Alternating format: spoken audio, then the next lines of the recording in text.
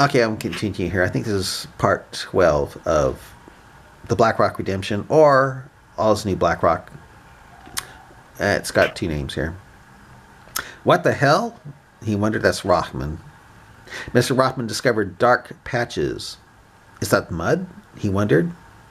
Feeling that his SUV could plow through mud easily, being a four-wheel drive, he pressed on toward the lights, but stopped a mile further. He decided to spend the night on the playa under the stars and moonlight. Not wanting the little town's lights in his eyes as he would later try to sleep, he turned his vehicle around and headed in the direction of the full moon. The car started slipping and sliding again, and due to that, he decided it was time to stop the wheels and spend the night. He would wait for morning to see if he could buy the bartender's computer then. How he wondered what the mystery of Project Oracle 2 was all about.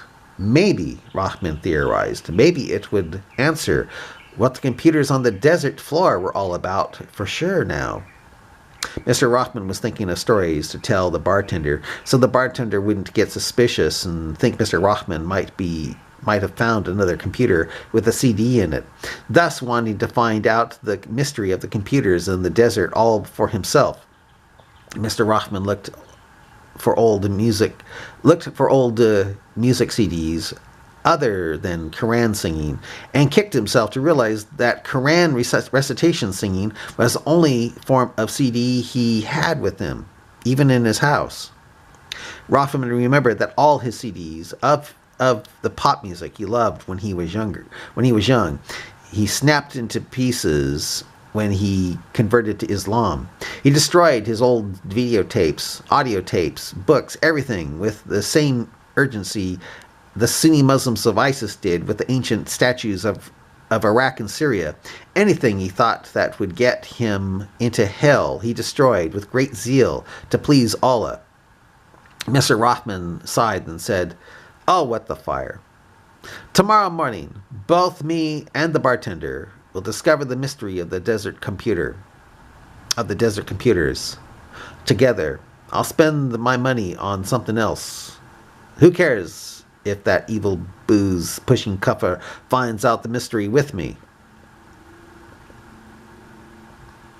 This next story I'm about to read to you is called "A Wrong Time for Ghost Stories."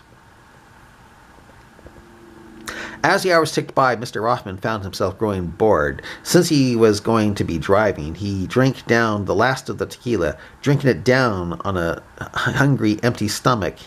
And as he found himself stretching and hanging out the window in his drunken state, he decided to spend the night playing Koran CDs like he normally did to please Allah.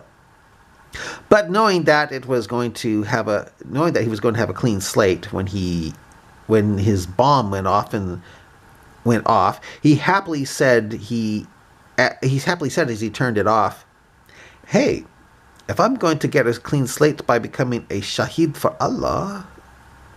Mr. Rahman looked over at Mutt and said with a happy, excited smile on his face, "I don't have to listen to this boring shit anymore."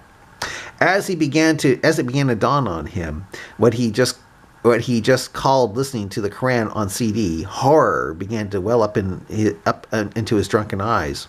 Mr. Rahman desperately turned on the Quran singing again and shouted up at the ceiling of his vehicle, "I take it back, I swear to you, oh Allah, I take it back. It's not shit. It's not shit at all. It's beautiful. It's poetic. Nothing is like it. Oh, forgive me, Allah, please." Mr. Rahman pleaded and begged at the ceiling as the thought of hellfire looming for him for what he said about the singing recitation of the Quran on Mr. Rahman pleaded and begged at the ceiling as the thought of hellfire looming for him for what he said about the singing recitation of the Quran on CDs. That doesn't sound good. I gotta rewrite that. Mr. Rahman pleaded and begged at the ceiling as the thought of hellfire looming for him for what he did for what he said about the singing recitation of the Koran on CDs. Oh well. In desperation, Mr. Rahman tried to keep from going off into hellfire over what he said by reminding Allah of the time Allah's very own apostle, Muhammad, not only recited the infamous satanic verse by giving homage to the three goddesses of Allah, called something like Al-Alat, Manat, and the third Al-Uzza, but even bowed down to them, committing the worst form of shirk with his fellow Muslims as a way to get the pagan Arabs to join Islam. Desperately, Mr. Rahman tried to remind Allah that if Muhammad couldn't tell the difference between the Quran Jibril was, quote, handing down to Muhammad and what Satan put on Muhammad's tongue, then maybe, hopefully, Allah might find it in his, quote, most compassionate, most merciful wisdom to have mercy on him. Mr. Rahman, with tears in his eyes, shouted up the ceiling of his SUV, Muhammad, may Allah pray on him and give him blessing, actually did the impossible by reciting something from Satan and confusing it with Quran. He actually contradicted the Quran when it says you and jinn, which would be Satan, can't bring a surah or scripture like the Quran. Yet Satan, a jinn, not only got Muhammad to recite the satanic verse, but actually bowed down to the exalted cranes. So if you, O Allah, can forgive your apostle, O most compassionate, most merciful, please find it in your heart to forgive me for what I said about the Quran CD being boring and, well, you know, I can't even say the latter. Please forgive me, shouted Rahman in terror. Not knowing if such pleading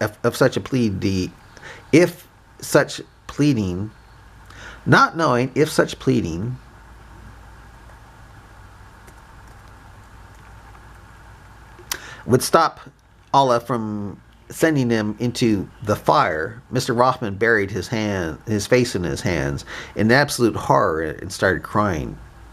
Mr. Rahman cursed the empty bottle of tequila and threw it with fury out onto the playa mud as he cried and continued to beg Allah to forgive him. Mutt whimpered at the way his new master was acting. He wagged his tail and walked in place on the passenger seat, looking worried with such sad and nervous with a sad and nervous expression in his doggy eyes. In his own doggy way of comforting, Mutt started licking Mr. Rahman as a way to try to cheer Mr. Rahman up and make him feel better. Mr. Rahman recoiled in horror that he was being licked by a concerned dirty dog. The horror was then replaced with a feeling of shocked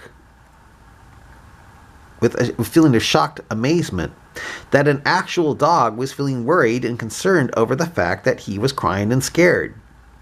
Could it be that an actual animal Allah had Muslims believing to be unclean cared for him?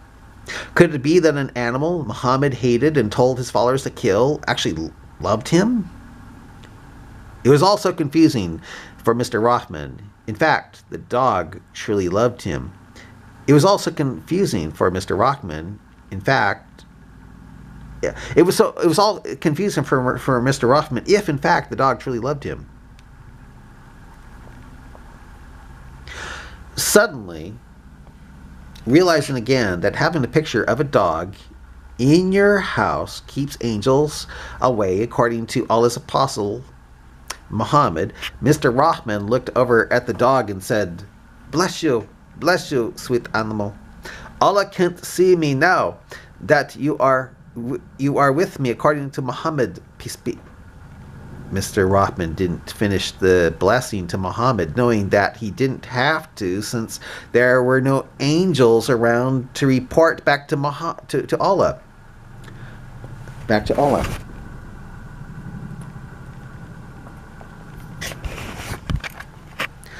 With great relief, Mr. Rahman continued to confide to Mutt, how can he, Allah, know if you are keeping angels away so they can't report back up to Allah what I'm doing? As Mr. Rahman thought more and more, that angels can't go into houses with dogs or a picture, the more and more he realized again that he was truly all by himself with no oppressive Allah looking over his shoulder.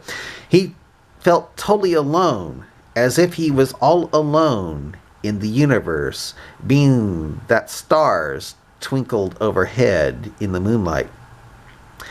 There would be no angels to report back to Allah as long as Mutt, the dog, was with him.